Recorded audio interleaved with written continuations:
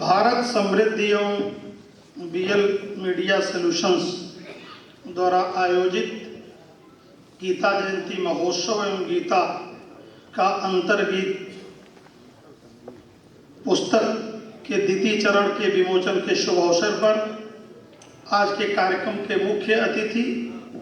जिनको भारत देश में ही नहीं अपितु विश्व के अनेक देशों में पढ़ा और सुना जाता है, ऐसे प्रकांड विद्वान केरल के महामहिम राज्यपाल परम आदरणीय श्री आरिफ मोहम्मद खान साहब आज के समारोह की अध्यक्षता कर रहे, राष्ट्र धर्म पत्रिका के माननीय संपादक सम्मानीय प्रोफेसर ओम प्रकाश पांडे जी, आज के कार्यक्रम में जिनके पुस्तक का विमोचन हो रहा है, गीता का अंतर संगीत, उसके संपादक लेखक, भारतीय राजनीति में जिनका प्रमुख स्थान है, उत्तर प्रदेश विधानसभा के माननीय अध्यक्ष रहे हैं श्रद्धेय श्री हृदय नारायण दीक्षित जी, भारत समृद्धि एवं बीएल मीडिया सॉल्यूशन के अध्यक्ष, बहुत अच्छा ज्ञान रखने वाले, बहुत अच्छा विषय जिन्होंने अभी संपादित भी किया, श्रीमान शैलेंद्र दुबे जी, और लखनऊ शहर में शिक्षा रूपी ज्ञान की गंगा को जिन्होंने प्रवाहित किया, और अभी माननीय गवर्नर साहब कह रहे थे कि जगदीश जी, नौजवान जगदीश जी को मैं मिलता था, आप तो वैसे ही उतने ही नौजवान अभी दिख रहे हैं। तो ऐसे आदरणीय जगदीश गांधी जी, मूलतः तो हम सभी लोग आज के कार्यक्रम में अपने मुख्य अतिथि महोदय को सुनने आए हैं, क्योंकि मैंने जैसा पहले ही कहा कि आरिफ मोहम्मद खान साहब को आज पूरे दुनिया में यूट्यूब के माध्यम से, विभिन्न माध्यमों से पढ़ा जा रहा है, सुना जा रहा है, और बड़े ध्यान से पूरे दुनिया में लोग पढ़ सुन रहे हैं। लेकिन अगर मुझे कहना हो तो आरिफ साहब आज उपनिषद के राजर्षि की भांति बड़े अधिकार पूर्वक भारतीय संस्कृति पर, भारतीय आर्य साहित्य पर आज अपना विषय रखते हैं, क्योंकि उनका बहुत व्यापक और गहरा अध्ययन है। उपनिषद के ऋषि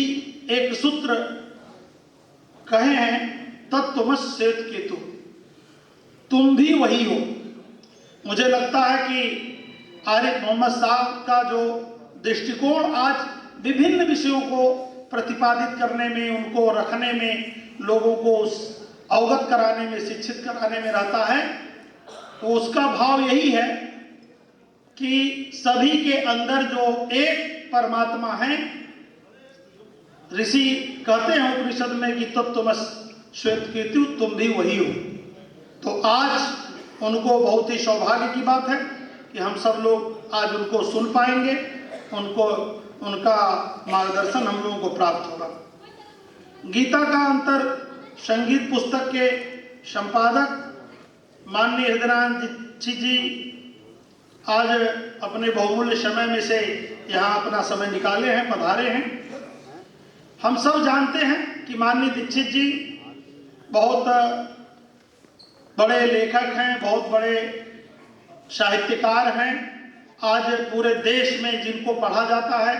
विभिन्न अखबारों पत्रिकाओं में आपके आलेख आते हैं। मुझे नहीं लगता है कि कोई ऐसा विषय है भारतीय संस्कृति का, कोई ऐसा कोण है जिस कोण पर उन्होंने लिखा न हो। हम लोग विद्यार्थी जीवन से, छात्र जीवन से माननीय दीक्षित जी के पाठक हैं, लेकिन जो बड़ी बात है कि इतना सारा कुछ पढ़ते हैं, इतना कुछ लिखते हैं माननीय दीक्षित जी, पूर्णकालिक राजनीतिक कार्यकर्ता होते हुए, और कोई भी पूर्णकालिक जो राजनीतिक कार्यकर्ता है उससे पूछिए कि क्या आप पूरे हफ्ते में, महीने में एक भी लेख या 5 पेज भी पढ़ पाते हैं क्या? तो कम लोग हैं निश्चित रूप से। लेकिन माननीय दीक्षित जी राजनीति को भी पूरा समय दिए, राजनीति के साथ भी न्याय किए,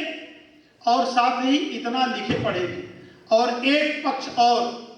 पंडित दीनदयाल उपाध्याय जी ने समाज में जो अंत्योदय की बात किया है, विकास की पंक्ति में खड़े अंतिम जो व्यक्ति है, उस अंतिम व्यक्ति के विकास के लिए, उनके उदय के लिए काम करने की जो बात उन्होंने कहा है, माननीय दीक्षित जी ने उसको केवल बोला नहीं है, उस पर केवल पुस्तक नहीं लिखा बल्कि उसको जिया भी। मैं जानता हूं अपने जिले में, अपने विधानसभा में माननीय दीक्षित जी ने समाज के उस वंचित वर्ग के बीच बहुत गहराई से, बहुत मजबूती से, बहुत समय देकर के काम किया और उसका परिणाम हुआ कि उत्तर प्रदेश की राजनीति में बहुत सारे हवा और बयार आई और गई,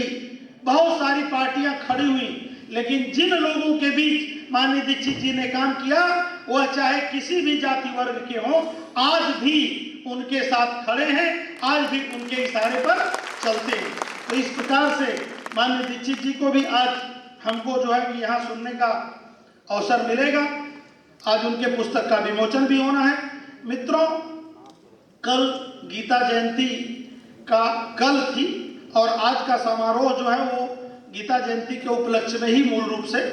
आयोजित किया गया है। गीता जयंती का मायने जो मैं अपनी छोटी बुद्धि से समझता हूं कि कर्तव्य बोध की किताब का जन्म लेना, गीता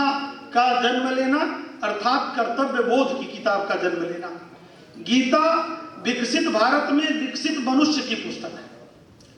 विकसित भारत में केवल इंफ्रास्ट्रक्चर का विकास हो, केवल सड़कों का, भवन का ही विकास न हो, बल्कि मनुष्य का भी जो है कि पूर्ण विकास हो और एक एक मनुष्य का पूर्ण विकास हो, इस भावना को पूर्ण रूप से इंगित करती है गीता। और इसलिए प्रत्येक मनुष्य में, चाहे वो शारीरिक सुख, मानसिक शांति या आत्मिक आनंद, ये तीनों प्रत्येक मनुष्य को कैसे मिले, उस बात को गीता से सीखा जा सकता है। वह बात गीता में अंतर्निहित है। माननीय प्रधानमंत्री जी ने पिछले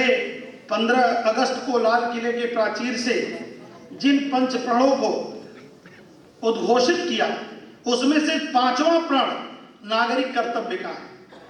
भगवत गीता भी कर्तव्यों की उद्घोषणा करती है, अधिकारों की नहीं। गीता में कोई अधिकार है तो केवल और केवल कर्तव्य पालन करने का ही अधिकार है। और हम सब लोग सामाजिक क्षेत्र में काम करते हैं, सामाजिक क्षेत्र में बड़ी अनिश्चितता रहती है, इसलिए थोड़ा पूजा पाठ, मंदिर, ये सब का भी हम लोग सहारा लेते हैं। प्रयास करते हैं कि हमारा जो कठिन रास्ता है उसमें थोड़ा ईश्वरीय कृपा भी हो। तो उस ईश्वरीय कृपा के लिए भी योगीराज ने कहा 18वें अध्याय के 14वें श्लोक में, अधिष्ठानम तथा कर्ता कर्मं च पृथक विदम विविध च पृथक चेष्टा दैवम च एव अत्र पंचमम। 4 प्रकार से जब हम प्रयास कर लें तो 4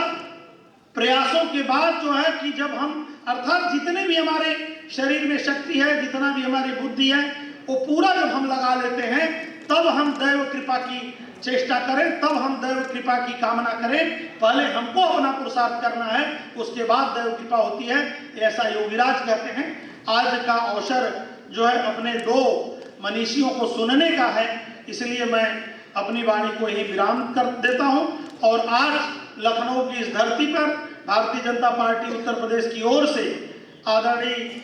गवर्नर साहब का, आदरणीय आरिफ मोहम्मद खान साहब का, माननीय हृदय नारायण दीक्षित जी का, माननीय ओम प्रकाश पांडे जी सहित पूरे मंच का और यहाँ समुपस्थित सभी जो हमारे मित्रगण हैं, सबका मैं अभिवादन करते हुए, स्वागत करते हुए अपनी वाणी को विराम देता हूँ। बहुत बहुत धन्यवाद। जय हिंद, जय भारत।